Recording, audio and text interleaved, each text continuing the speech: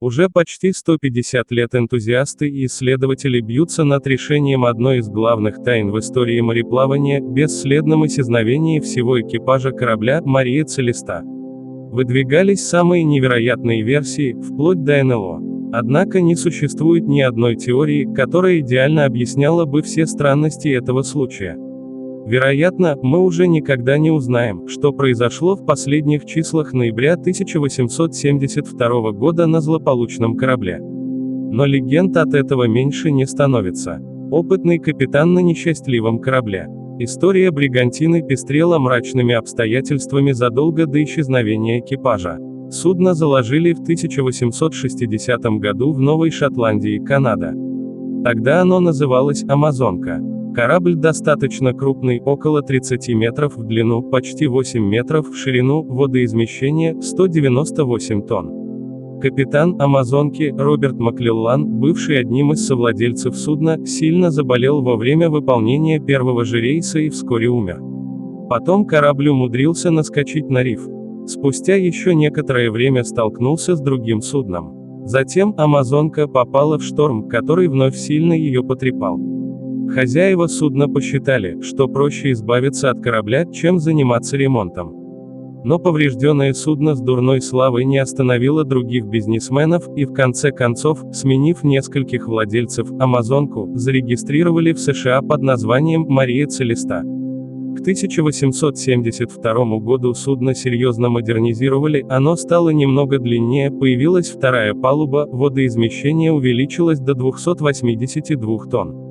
В таком виде корабль оказался под командованием Бенджамина Бриггса. К 37 годам Бриггс уже считался опытным капитаном. Он был сильно верующим человеком и, по воспоминаниям коллег, не пил алкоголь, что высоко ценилось владельцами корабля. При трезвом капитане выше вероятность того, что груз будет доставлен без проблем. 7 ноября 1872 года Мария Целеста отправилась в рядовой поход. Требовалось доставить из Нью-Йорка в Геную, Италия, примерно 1700 баррелей этилового спирта. На борт судна поднялись 8 членов экипажа и 2 пассажира, жена Бриггса Сара и двухлетняя дочь София. Все вещи оставлены, но шлюпки нет. Почти через месяц после отправления, 4 декабря, дрейфующую Марию Целесту нашел экипаж корабля «Де Грация» под командованием Дэвида Мархауса. Судно находилось в 400 милях к востоку от Азорских островов. На борту никого не было. Мария Целеста была в относительно хорошем состоянии. Только в трюм попала вода, но кораблю это не угрожало. Моряки с «Де Грацией» увидели довольно странную картину. Было очевидно, что судно покинули в сильной спешке. Все личные вещи оставлены, экипаж не захватил с собой даже трубки. Из документов нашелся только бортовой журнал. Среди других улик – разбитый компас и часы с замершими стрелками. Но важнее то, чего на борту Марии Целесты моряки не нашли: спасательной шлюпки, хронометра и секстанта, навигационный инструмент. Это означало, что экипаж взял только самые необходимые для выживания в открытом море вещи и, вероятно, затем планировал вернуться на корабль. Точно известно, что команда находилась на судне до 25 ноября включительно. В этот день на доске кают-компании была оставлена последняя запись. Бортовой журнал картины событий не прояснял. Пираты и кракены. Логичное предположение для тех лет: корабль атакован пиратами. Тем более и груз ценный, особенно для флибустьеров. Но бочки практически не были тронуты.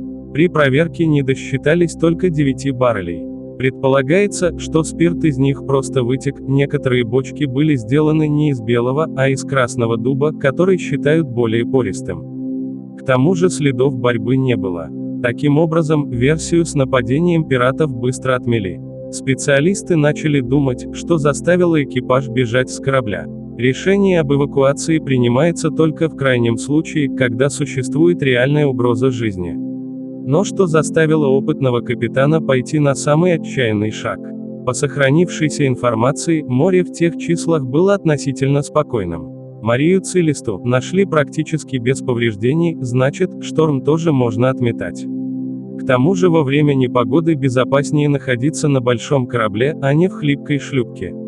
Заодно высказывалось предположение о нападении некоего морского чудища вроде гигантского осьминога. Но оно должно быть размером с кракена из пиратов Карибского моря, чтобы развалить 30-метровый корабль.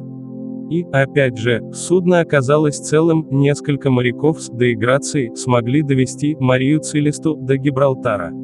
Значит, критичных проблем не было. Одна из наиболее реалистичных версий связана со взрывом на борту. Считается, что за время плавания пары спирта достигли опасной концентрации и сдетонировали. Для этого даже не требовалась искра. Сильных повреждений кораблю взрыв не нанес, но Бридгес, опасаясь цепной реакции, принял решение покинуть Марию Целесту. Затем, возможно, из-за поднявшегося ветра, судно набрало скорость, привязанная к нему шлюпка оторвалась и люди не смогли нагнать бригантину. Это объясняет, почему моряки с деиграцией увидели выбитый носовой люк. Его вполне могло сорвать взрывом. Но другие люки были просто открыты. То есть экипаж либо проветривал трюм, либо стал это делать после детонации. Моряки с деиграцией не почувствовали запах спирта, однако к тому времени трюм уже проветривался 1,5 недели. Другая теория касается бунта экипажа. Якобы напившись, помним про пропавшие 9 баррелей спирта, они решили захватить корабль, сослали на шлюпки капитана с семьей, а затем что-то пошло не так. Возможно также, что они убили Бриксов, выбросили тела за борт, а сами скрылись на шлюпке. Но зачем им это делать, когда в распоряжении целый корабль? Да и мотивы непонятны.